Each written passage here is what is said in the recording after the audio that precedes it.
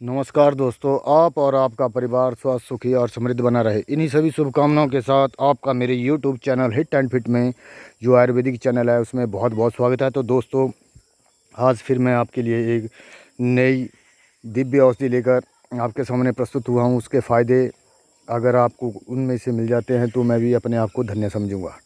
तो दोस्तों, उससे पहले मैं आपको आयुर्वेद के अनुसार हमें स्वस्थ किस प्रकार रहना है उसके बारे में कुछ भेद बताए हुए हैं आयुर्वेद में।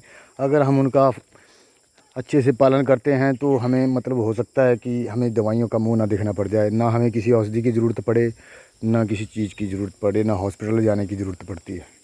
तो अगर हम इन बातों को अगर अपने जीवन में उतार लेते हैं तो वो बातें कौन कौन सी हैं उनके बारे में बताने वाला हूँ।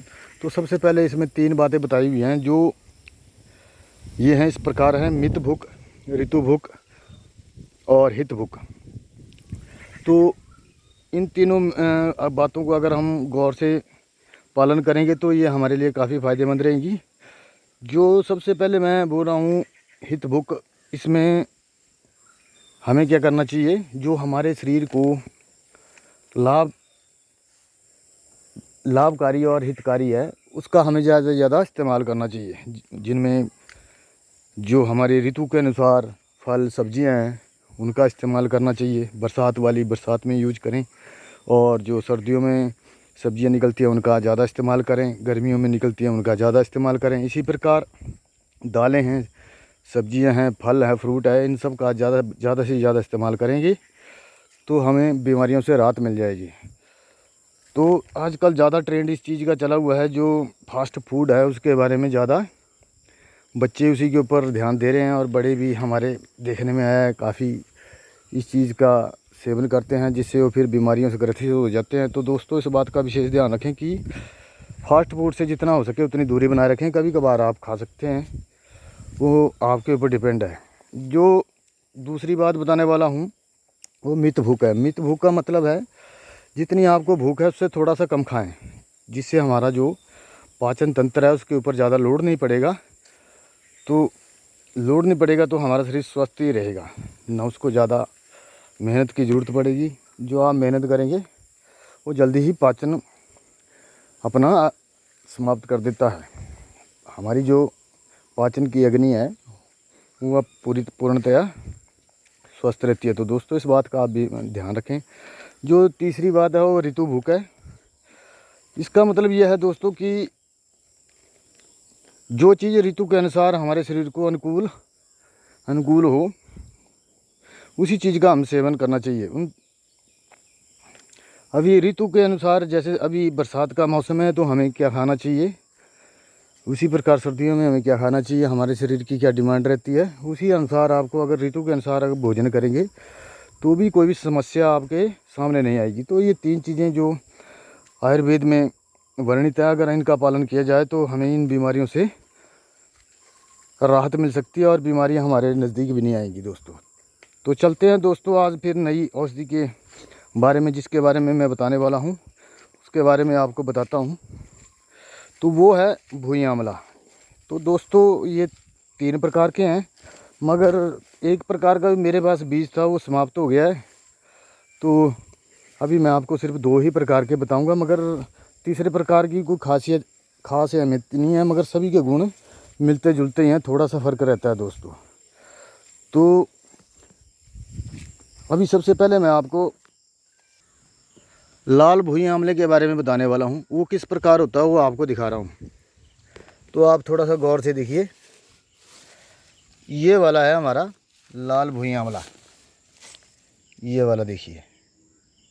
इसमें अगर इसके पत्तों को उल्टा करके देखेंगे तो इसके पीछे ये देखो बारीक बारीक से आंवले के आकार के छोटे छोटे दाने लगे हुए हैं, यही इसके बीज हैं।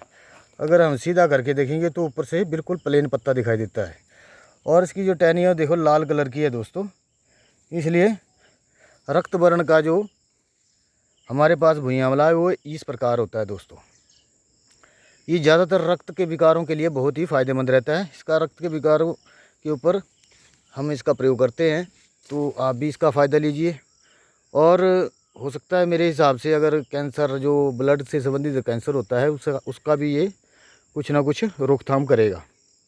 पर मैंने इसका कभी अनुभूत प्रयोग नहीं किया दोस्तों। जो दूसरा है वो है हरे वाला भुइं आंवला।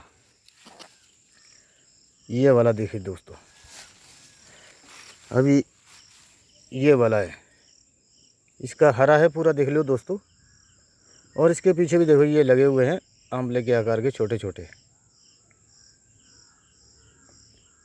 तो अभी बरसात का मौसम है, ये इसी मौसम में आपको मिल पाएगा दोस्तों। ये ज़्यादातर हमारे लीवर और लीवर की स्वैलन उसके लिए बहुत ही ज़बरदस्त होता है, और त्वचा रोगों के लिए भी ठीक है दोस्तों, इस्तेमाल कर सकते हैं, फ़ायदा मिलेगा। बाकी मैं आपको बताता हूँ इसका किस प्रकार प्रयोग किया जाता है। और जो बड़ा भुइं आंवला है वो अभी है नहीं मेरे पास दोस्तों, अगर मिलेगा तो, उसका बीज था मेरे पास मगर वो लग नहीं पाया। तो अगर जैसे ही होगा तो उसका भी वीडियो आपको डाल के बता दूंगा दोस्तों। तो लीवर के लिए हम क्या करते हैं, इसका सबसे ज़्यादा इसका जो फ़ायदा है वो लीवर के लिए मिलता है दोस्तों। जो मेन जो औषधि है वो लीवर के लिए ये मानी गई है। तो इसका हम सुबह शाम अर्क लेके भी रख सकते हैं, और एक एक चम्मच सुबह और शाम इसका इस्तेमाल कर सकते हैं। अगर आपको कोई भी प्रॉब्लम भी नहीं है तब भी आपका लीवर को ये मजबूत बनाता है, इस बात का आप ध्यान रखें। बरसात के ही मौसम में ये पौधा निकलता है, तो इसका आप फ़ायदा लीजिए। इसके पंचांग को इकट्ठा करके धो के सुखा के और इसका पंचांग करके रख लीजिए पाउडर बना के। बाद में जब भी ज़रूरत पड़ेगी तो इसको आप भिगो के, रात को भिगो के सुबह इसको काढ़ा बना के पी सकते हैं, तो आपको काफ़ी फ़ायदा मिलेगा। और जिन भाइयों को जलोदर का रोग हो जाता है उसके लक्षण क्या रहते हैं, जलोदर रोग में पेट अफारे की तरह फूल जाता है और उसमें पानी भर जाता है। तो इस प्रकार के रोग के लिए ज़्यादातर क्या करना चाहिए, हमें जो गाय का दूध होता है उसका सेवन करना चाहिए। और गाय के दूध के साथ साथ आपको क्या करना चाहिए, इसके जो मौसम के हिसाब से फल हैं उनका जूस लेना चाहिए। और इसमें एक बात ध्यान रखने वाली है कि आप सबसे ज़्यादा इसमें जो पानी है वो उबाल के ही लें। उसका साथ अगर आप दवाओं का इस्तेमाल करना चाहते हैं तो उसमें क्या करना चाहिए, आपको 5 ग्राम इसका पंचांग लीजिए, और 1 ग्राम सौंठ और आधा ग्राम कुटकी का इस्तेमाल करके आप इसका इस्तेमाल कर सकते हैं। तो कुछ ही दिनों में आपका जो जलोदर रोग है वो ठीक होने की संभावना रहती है दोस्तों।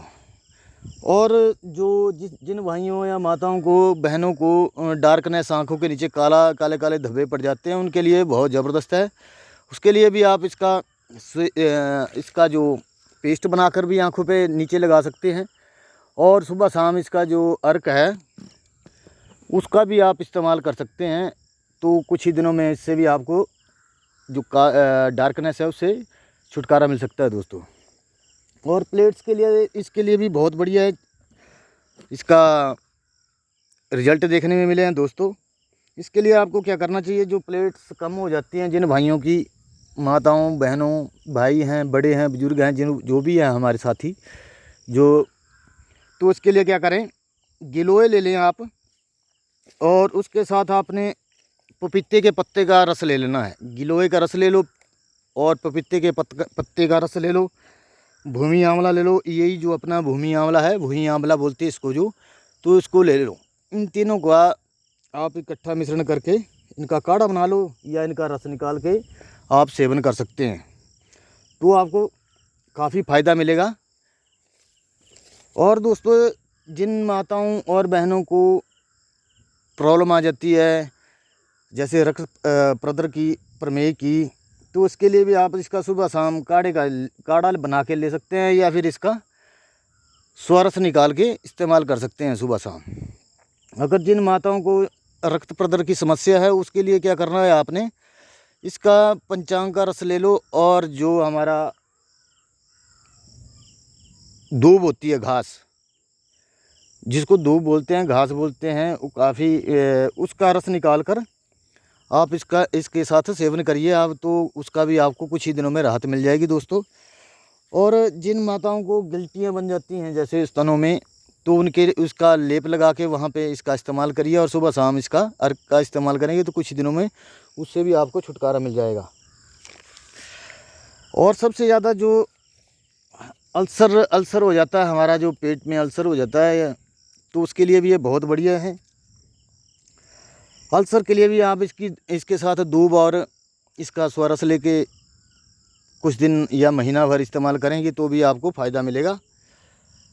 और दोस्तों, बुखार में भी इसका काफ़ी अच्छा रिजल्ट है। काफ़ी दिन से जिसको बुखार नहीं टूट रहा है, उसके लिए क्या करना है, आपने भुई आंवला ले लो, गिलोय ले लो, मुलट्ठी और जीरा और ये तो सभी बराबर बराबर लेने हैं। और काली मिर्च के 1 से 3 दाने इसमें डालकर रख लें, काढ़ा बना लें, या स्वारस निकाल के इसमें ये चीज़ें डाल दें। जो पाउडर वाली है, पाउडर बना के डाल दें, तो इसका इस्तेमाल करिए। बुखार भी कुछ ही दिन, 3 से 4 दिन में टूट के जो बार बार बुखार आने की समस्या है वो भी हल हो सकती है दोस्तों। अगर ज़्यादा बुखार है तो 3 से 4 बार इसका इस्तेमाल कीजिए, तो जल्दी ही राहत मिलेगी दोस्तों। जिनका लीवर एनलार्जमेंट हो गया है, उसके लिए भी ये बहुत बढ़िया है, ज़बरदस्त है। इसका प्रयोग मैंने बताया आपको, सुबह शाम इसका इस्तेमाल कीजिए। इसके जो स्वारस है उसको निकाल कर या काढ़ा बनाकर आप इसका इस्तेमाल कर सकते हैं। पीलिया के लिए तो ये बहुत ही ज़बरदस्त है। इसके पंचांग का सुखा कर रख लें या फिर इसका स्वारस निकाल लें, तो ये जो पीलिया की गंभीर बीमारी है, ये आपको इससे छुटकारा मिल जाता है। और जिसको हेपेटाइटिस बी और सी है, उसके लिए आपने क्या करना है, उसके लिए भी काफ़ी अच्छा इसका प्रयोग है। इसका पंचांग ले लिए, उसका पाउडर बना लें। और शियोनक की छाल, पुनर्वा का जो काढ़ा है, पुनर्वा का भी आपने पाउडर बना लेना है। शियोनक की छाल ले लेनी है और भुई आंवला, तीनों को बराबर मात्रा में लेनी है। इनका काढ़ा बनाकर आप सुबह शाम इस्तेमाल करें, तो उसमें भी आपको काफ़ी अच्छे रिजल्ट देखने को मिलेंगे दोस्तों। और ख़ासकर दोस्तों, ये लौह भस्म बनाने के काम भी आती है। मुंह के छालों के लिए भी ये बहुत ज़बरदस्त है। इसके लिए क्या करना है, आपने इसकी पत्तियां, ज़्यादा काम नहीं है आपको, सुबह शाम इसकी पत्तियां चबा लिया करें। आपके छाले, मुंह के छाले हैं वो जल्दी ठीक हो जाएंगे। उसका फ़ायदा मिल सकता है आपको दोस्तों। और खांसी जिनकी काफ़ी पुरानी हो गई है, ठीक नहीं होती है, बार बार हो जाती है, उसके लिए भी क्या करना है, तुलसी के पत्तों का रस निकाल लीजिए और इसका स्वारस निकाल लीजिए। तो दोनों को बराबर बराबर लीजिए, और हो सके तो शहद भी डाल लें तो और अच्छा रहेगा। अगर शहद नहीं है तो ये 2 चीज़ें भी आपकी खांसी को बंद कर देंगी। अगर हमारे शरीर में किसी प्रकार की सूजन है, चाहे चोट लगने से है, किडनी की वजह से है, लीवर या कोई अन्य कोई कारण है, तो उसके लिए भी ये सुबह शाम इस कार्य कर लीजिए, आपको काफ़ी आराम मिलेगा। तो ये थी मेरी तरफ से छोटी सी जानकारी आपके लिए दोस्तों। अगर अच्छी लगी है तो बहुत बढ़िया, हमें दुआ में अपनी याद कर लिया करना। अगर नहीं लगी है तो क्या कर सकते हैं दोस्तों, जिसको आयुर्वेद की समझ होगी वो ज़रूर इसके बारे में ध्यान रखेगा। बाकी दोस्तों, अगर हमारे से कोई बोलने में त्रुटि हो गई है तो आप लोगों से माफ़ी चाहते हैं। तो सभी को राम राम, अस्सलाम वालेकुम, सत श्री अकाल, जय हिंद, जय भारत।